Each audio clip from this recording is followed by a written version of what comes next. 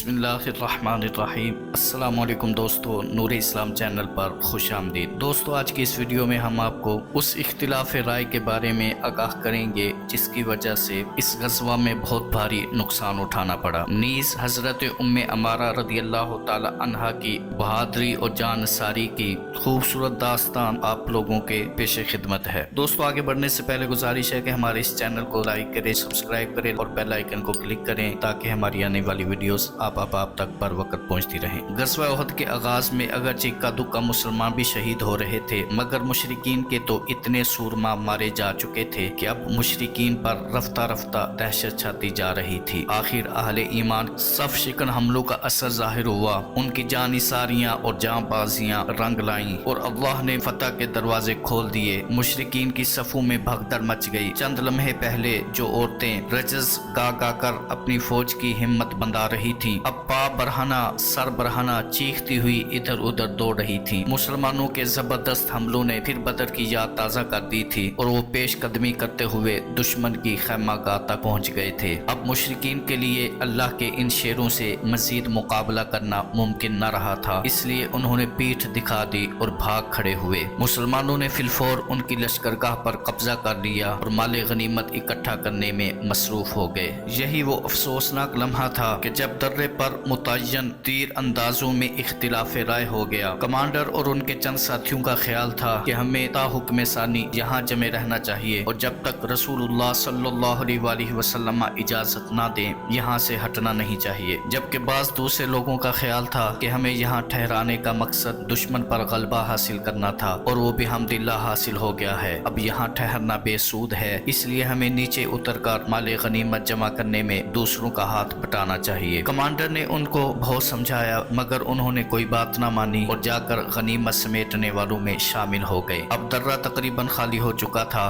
بھاگتے ہوئے دشمن نے جب دیکھا کہ درے پہ صرف چند آدمی کھڑے ہیں تو اس نے غیر متوقع غفلت سے بھرپور فائدہ اٹھایا اور خالد ابن ولید نے پلٹ کر درے کے راستے حملہ کر دیا۔ درے میں جو صحابہ موجود تھے انہیں شہید کر دیا اور پیچھے سے مسلمانوں پر ٹوٹ پڑا۔ مسلمان اس وقت بے فکری سے مال غنیمت جمع فرما رہے تھے اور ادھر ادھر بکھرے ہوئے تھے، اس لیے اچانک حملے سے سنبھل نہ سکے اور جو شخص جہاں کھڑا تھا گھر کر رہ گیا۔ ایک کو دوسرے کی خبر نہ تھی، لشکر کو سالار کا پتہ نہ تھا، ہر شخص انفرادی طور پر لڑ رہا تھا۔ ترتیب باقی نہ رہنے کی وجہ سے کسی کو یہ علم نہیں ہوتا تھا کہ میری تلوار جس کا خون چاٹ رہی ہے اور میرا نیزہ جس کا سینہ چھید رہا ہے وہ دوست ہے یا دشمن، اپنا ہے یا پرایا۔ اسی افراتفری کے عالم میں چند مسلمانوں نے حضرت حذیفہ کے بوڑھے والد حضرت یمان پر حملہ کر دیا۔ آخری لمحوں میں حضرت حذیفہ نے پہچان لیا اور چلائے، میرے والد ہیں، میرے والد ہیں، مگر اس وقت تک تلواریں اپنا کام کر چکی تھی اور حضرت یمان رضی اللہ تعالی عنہ جام شہادت نوش فرما گئے۔ دوستو، الغز عجب انتشار کا عالم تھا، ترتیب معدوم تھی، اجتماعیت مفقود تھی، شراسہ بکھرا ہوا تھا اور ہر فرد دشمنوں کے نرغے میں گرا ہوا تھا۔ یہ سب کچھ تھا مگر پھر بھی مسلمان ڈٹے ہوئے تھے اور دشمن اپنی تمام تر کوشش کے باوجود ان کے پاؤں اکھاڑنے میں کامیاب نہیں ہو سکا تھا۔ عجیب سربکف اور کفن بردوش لوگ تھے، کٹ جاتے تھے، مر جاتے تھے مگر پیچھے ہٹنے کا نام نہیں لیتے تھے۔ مگر پھر ایک ایسی جگر خراش اور دلدوز صدا ان کے کانوں میں پڑی کہ دل ڈوبنے لگے اور سارے ولولے مان پڑ گئے۔ ہاں، یہ صدا تھی ہی ایسی جان کا اور روح فرسا، الا ان محمدا قد قتل، الا ان محمدا قد قتل، آگاہ ہو جاؤ، محمد صلی اللہ علیہ وآلہ وسلم شہید ہو چکے ہیں۔ دراصل ہوا یہ تھا کہ ابن قمیہ کے ہاتھوں حضرت مصعب بن عمیر رضی اللہ تعالی عنہ شہید ہو گئے تھے اور حضرت مصعب قد و قامت میں جانے دو عالم صلی اللہ علیہ وآلہ وسلم کے ساتھ کافی مشابہت رکھتے تھے، اس لیے ابن قمیہ یہ سمجھا کہ اس نے معاذ اللہ آپ کو شہید کر ڈالا ہے۔ ظاہر ہے کہ اس کے خیال میں اس سے بڑا اور کوئی کارنامہ ہو ہی نہیں سکتا تھا، اس لیے جذبات فخر و مسرت سے بے قابو ہو کر چلانے لگا، الا ان محمدا قد قتل۔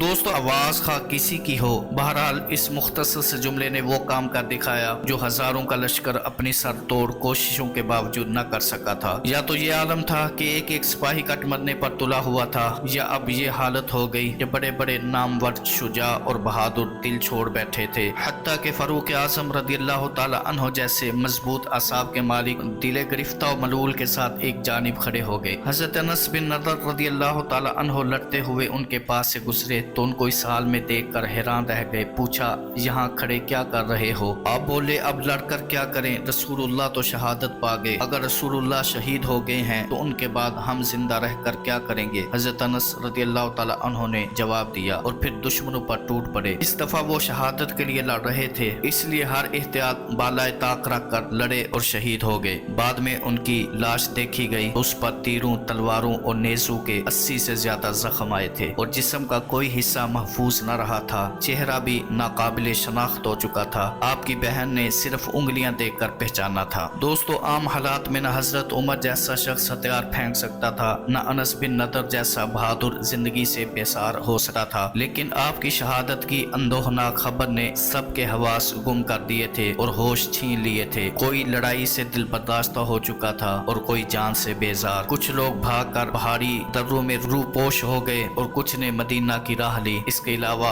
वो कर भी क्या सकते थे? हाँ, जिस महबूब की रज़ाजोई की खातिर ये सारी जांबाजियां थी, जिस महबूब के लबों पर एक मुस्कुराहट देखने के लिए ये तमाम जानिसारियां थी और जिस दिलबर की जुबान से दाद के दो बोल सुनने की गरज से ये जुमला सरफरोशियां थी, वही जब शहादत से हमकिनार हो गया तो फिर वो किस लिए लड़ते और क्यों लड़ते? दोस्तों, ताज्जुब है कि इन हौसला शिकन हालात में भी हक के कुछ मुतवाले साबित कदम थे और अपने जोर बाजू से दुश्मन की यलगार को रोके हुए थे। ऐसे ही एक बहादुर हजरत काब रदियल्लाहु ताला अन्हु मारते काटते आगे बढ़े जा रहे थे कि अचानक उनकी नजर एक सवार पर पड़ी। हजरत काब आलमी वारफ्तगी में चीख कर बोले, अय्युहन नास हादा रसूलुल्लाह, लोगो रसूलुल्लाह सल्लल्लाहु अलैहि वसल्लम तो ये हैं। इस ऐलान से फायदा भी हुआ और नुकसान भी। फायदा तो ये हुआ कि मुसलमानों को अपने मरकज़ अकीदत का पता चल गया और हरबो ज़रब की एक जिहत मुतय्यन हो गई। उसके बाद मैदान में मौजूद तमाम अहले ईमान हर तरफ से मार धाड़ करते और रास्ते में आने वाली हर रुकावट को फना के घाट उतारते उसी तरफ आने लगे। मगर नुकसान ये हुआ, दुश्मनों को भी पता चल गया कि रसूलुल्लाह यहाँ हैं, इसलिए उनके हमलों का रुख भी उसी जानिब हो गया और उन्होंने इस महाज पर अपनी पूरी ताकत झोंक दी। दोस्तों, बादशाहों और महाराजों की लड़ाइयों में अक्सर ऐसा होता आया है कि जब राजा जी को दुश्मन के गलबे का यकीन हो जाता था तो वो फौज को लड़ता हुआ छोड़कर खुद चुपके से खिसक जाता था और अपनी जान बचा लेता था। मगर वो बादशाहों का बादशाह जो अल्लाह का आखिरी रसूल भी था और जिसकी जान तमाम कायनात की जानों से ज्यादा कीमती थी, दुश्मनों के नरके में भी साबित कदम रहा और तने तनहा तूफानी हमलों के मुकाबले में डटा रहा। कुछ देर तक यही सूरत हाल रही। फिर हजरत अली, साद, जुबैर, अबू बकर, अबू तलहा, अबू दुजाना रदियल्लाहु अन्हुम और दीगर बहुत से परवाने जाने दो आलम सल्लल्लाहु अलैहि वसल्लम तक आ पहुंचे। मगर हैरत है कि ऐसी होलनाक घड़ियों में आप तक पहुंचने में सबकत ले जाने और सबसे पहले आपका दिफा करने का एहसास एक खतून उम्मे अमारा रदियल्लाहु ताला अन्हा को हासिल हुआ। वो बताती हैं कि मैं उस दिन मदीना से पानी से भरा हुआ मशकीज़ा लेकर आई थी ताकि जख्मियों की प्यास बुझाई जा सके। उस वक्त तक मुसलमानों को गलबा हासिल था, इसलिए बेफिक्र होकर पानी पिलाने लग गई। एक बार अचानक मेरी निगाह मैदान की तरफ उठी तो मुझे नक्शा बदला हुआ नजर आया। क्या देखती हूँ कि रसूलुल्लाह तन्हा लड़ रहे हैं और उनके आसपास कोई भी नहीं है। ये सूरत हाल देखकर मैंने पानी पिलाना छोड़ दिया और आपकी तरफ दौड़ पड़ी। उस वक्त इब्ने कुमैया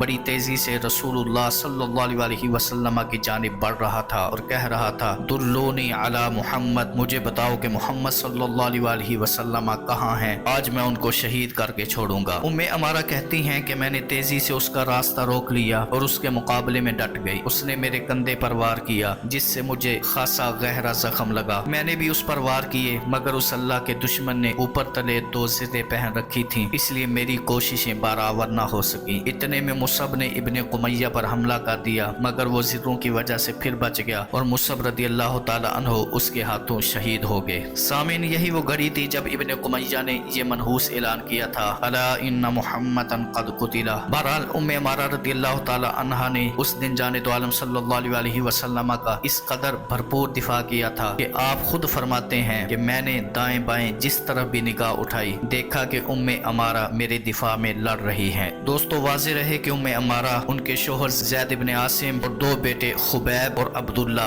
रदियल्लाहु ताला अन्हुम, ये चारों अफराद इस जंग में शरीक थे। जाने दो आलम सल्लल्लाहु अलैहि वसल्लम इस घराने की इज्तिमाई शिरकत से बहुत खुश हुए और उनको दुआ दी, बारकल्लाहु फीकुम अहलल बैत, तुम्हारे खानदान को अल्लाह तबारक व तआला बरकत अता फरमाए। उम्मे अमारा ने दरिया करम जोश में देखा तो सिर्फ इतनी दुआ पर कनाअत न कर सकी और एक बड़ा मुतालबा पेश किया, या रसूल अल्लाह, दुआ फरमाइए अल्लाह ताला हमको जन्नत में आपका साथी बनाए। जाने दो आलम सल्लल्लाहु अलैहि वसल्लम ने उसी वक्त दुआ फरमा दी, अल्लाहुम्मा जअलहुम रुफक़ाई फिल जन्नह, इलाही इनको जन्नत में मेरा रफीक बना दे। उम्मे अमारा इस कदर खुश हुई कि कहने लगी, अब मुझे कुछ परवाह नहीं कि दुनिया में मुझ पर क्या गुजरती है।